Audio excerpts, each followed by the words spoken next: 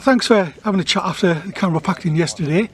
I guess the first thing we were talking about is how they had upped their game and we're always going to come back at us in the second half. Yeah, absolutely.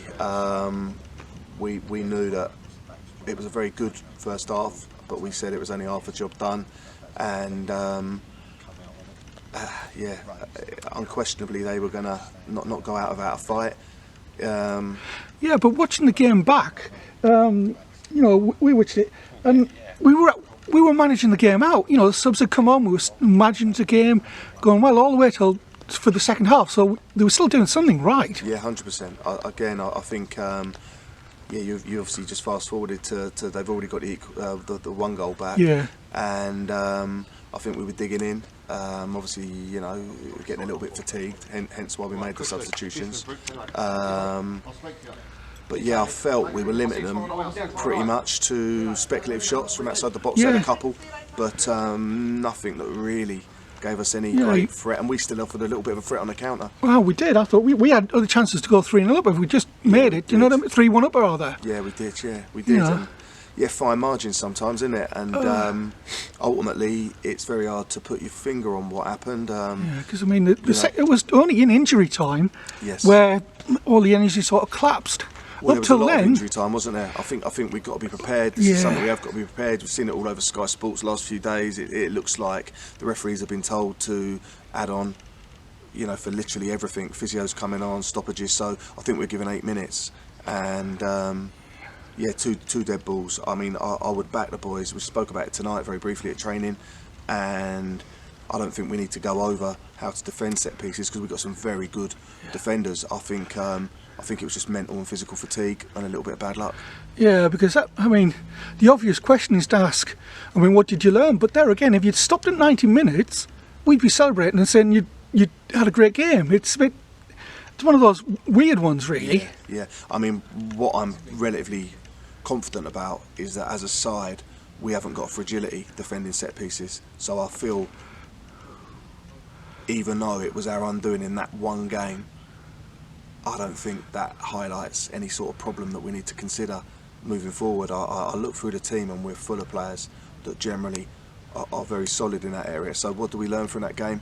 I'm actually going to flip it and say I learned that for a good 75 minutes we were very, very comfortable against the side from the level above, and bearing in mind where we're at in terms of myself coming in and the change of formation and everything that comes with that, I think we're on a good path.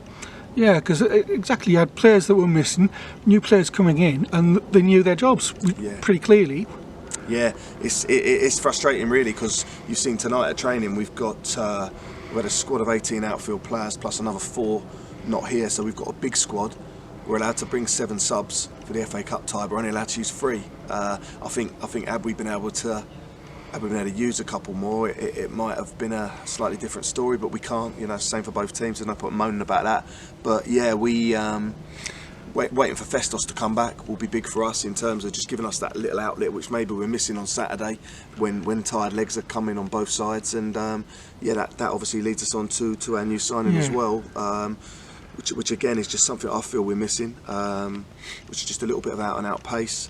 And I think it's probably the worst kept secret around the ground now. But yeah, delighted to say that Regan Corker's has signed for us, which we're really, really happy about. Yeah, because that's someone you can get excited about, isn't it? I believe so, yeah, and I think he'll excite the fans, and I think from the team's point of view, it just gives us that ability, you know, just that outlet we perhaps haven't had at the moment, which is just you know, in the nicest possible sense, just to say get after that, mate. Yeah, because he is. I mean, like you said, when Festos is back, you got loads of attacking options. You got Luke, you got Trev, you got loads in the midfield as well. So the squad it's quite a good squad now that you've built. Yeah, we're not far. You know, never say never, but I think that's probably from my perspective, the doors are closed in the short term. I don't think we need to add anyone else. We're just waiting for Festos. We think he's about 7 days away from returning. We don't want to rush him back. So yeah, Reed coming in, and as you saw, we had another Another lad trained with us tonight.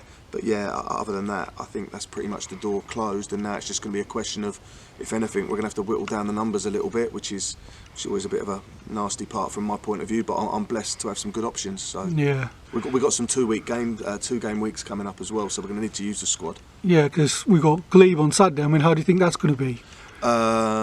We have got Sutton on Saturday. Oh, we have got Sutton. Yeah. Sorry, I'm getting complicated. Yeah, no, then we get afterwards. Yeah, I remember Sutton from last year. They play some good football. They got a little bit of a tactical. Whether they're still doing it or not, we have had them watched actually. Had them watched on Sunday in their FA Cup game. So not going to reveal too much, but we've got a little bit of an idea how they're going to set up. Big one for them is they obviously lost Ali, who's gone on to step 4 to Shipstead. So that's a massive one for them to replace. That'd be like us losing Trev. So we'll see how they line up. But from our point of view, we just want to get back to the league, and as you say, we've got back-to-back games, so it's a good opportunity for us to get some more points on the board. Yeah, and just put this to bed now, I think.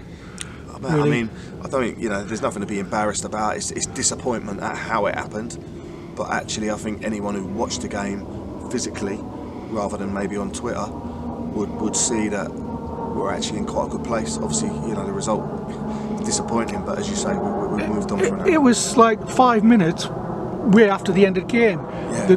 That was the only way we fell down, and I think you build and go forward and be confident at the weekend. That's the kind of message we've given tonight. It's just maybe